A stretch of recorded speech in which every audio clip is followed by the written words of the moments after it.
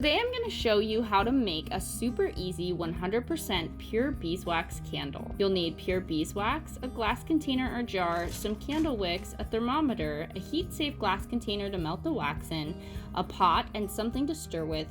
I use wooden dowels. If you'd like, you can add fragrance and dried flowers at the end, which is what I will be doing. First, measure your wax. There are a lot of technical ways to determine the precise amount of wax to use, but I've found that doubling my container size works almost perfectly. Next, we'll add our wick to the container. I happen to have these nifty double-sided stickers, but if you don't have these, you can use a dab of melted wax or hot glue. I'm going to use a dowel to keep my wick upright. This will help it stay in place when I pour the melted wax. Now, fill your glass container with your measured wax, fill your pot with water, and turn on the stove. You'll need to stir and check the temperature frequently. It always takes twice as long as you think it will.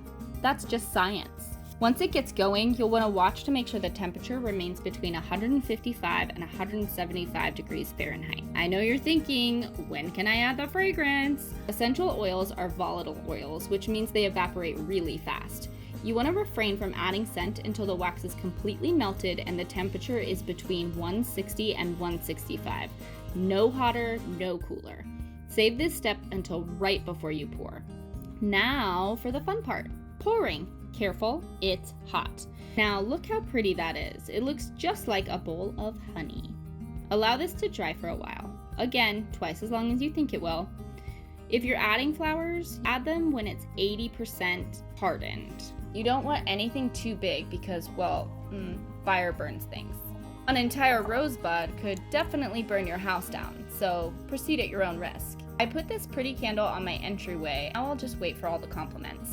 Thanks for joining me, and I'll see you next time.